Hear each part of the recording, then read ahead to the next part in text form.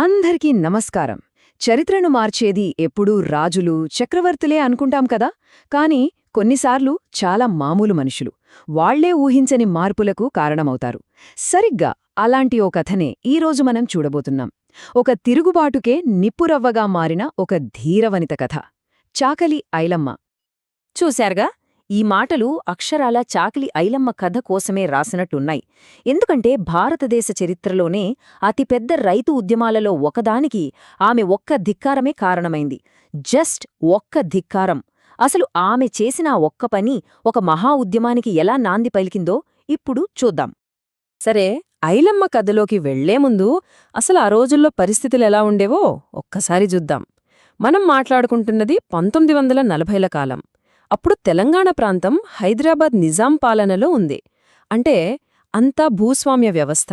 పేరుకే పాలన, కాని అక్కడ నడిచింది మొత్తం దొరలదే. రైతులను, పేదలను పీల్చి పిప్పి చేసేంత దారుణమైన దూపిడి ఉండేది.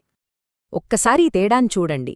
ఒకవైపు అపారమైన అధికారంతో యావత్ భూమిని తన గుప్పిట్లో పెట్టుకున్న నిజాం భూస్వాములు, మరోవైపు ఒక సామాన్య మహిళ.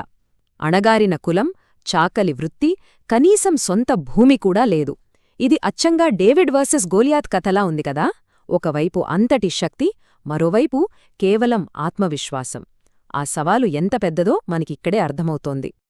మరే ఇంత ధైర్యం ఆమెకు ఎక్కడ్నుంచొచ్చింది? ఆమె ఏమైనా రాణియా? కాదు. ఐలమ్మది వరంగల్ దగ్గర కిష్టాపురం అనే చిన్న ఊరు.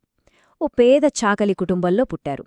కట్టుకోడానికి సరైన బట్టలు కూడా లేని పేదరికంలో 5 పిల్లల్ని పెంచారు. బహుశా ఆ కష్టాలే ఆమెకు బలాన్నిచ్చాయేమో. ఆ పేదరికమే ఆమెలో అన్యాయాన్ని ఎదిరించాలన్న కసిని నింపిందేమో. ఆమెలో మొదట్నుంచి ఒక బలమైన న్యాయస్పృహ ఉండేది. ఆ కాలంలో అణచివేతకు ఇంకో పేరు వెట్టి. ఈ పదం గురించి మనం ఖచ్చితంగా తెలుసుకోవాలి. వెట్టి అంటే ఏంటో తెలుసా? ఊరికే పనిచేయడం.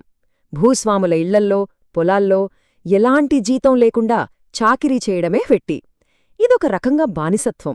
ఐలమ్మలాంటి లక్షలాది మంది జీవితాల్లో ఇది ఒక రోజువారీ నరకం. ఈ దోపిడీకి మూలస్తంభం అదే. సరే, ఇంతటి అణచివేత మధ్య ఒక నిప్పురవ్వ ఎలా పుట్టింది? ఇప్పుడు మనం కథలో అస్సలు సిసలిన టర్నింగ్ పాయింట్కొచ్చేశాం. ఒకే ఒక్క సంఘటన తెలంగాణ చరిత్ర గతిని మార్చేసిన సంఘటన. కథలోకే విలన్ ఎంటర్ అవుతాడు. అతని పేరు విష్ణూర్ దేశ్ముఖ్ రామచంద్రారెడ్డి. ఆ ప్రాంతంలో అతను పెద్ద భూస్వామి, ఎదురులేని శక్తి. అతని కన్ను ఐలమ్మ కష్టపడి సాగుచేసుకుంటున్న కొద్దిపాటి భూమిమీద పడింది. దాన్నెలాగైనా లాక్కోవాలని ప్రయత్నించాడు.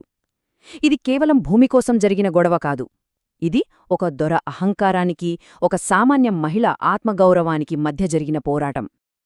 ఇప్పుడు ఆలోచించండి, ఐలమ్మ స్థానంలో ఎవరున్నా ఏం చేస్తారు? ఒకవైపు సర్వశక్తిమంతుడైన దేశ్ముఖ్, మరోవైపు తను ఒంటరిగా. లొంగిపోవడమా, లేక ప్రాణాలకు తెగించి ఎదురుతిరగడమా? ఆమె ఏం చేసి ఉంటుంది? ఆమె లొంగిపోలేదు, వెనక్కి తగ్గలేదు, తల వంచలేదు. తన చేతిలో కర్ర పట్టుకుని పొలం గట్టుమీద నిలబడింది. ఈ భూమి నాది, నేనే దున్నుకుంటా అని జమీందారు అధికారాన్నే బహిరంగంగా ధిక్కరించింది.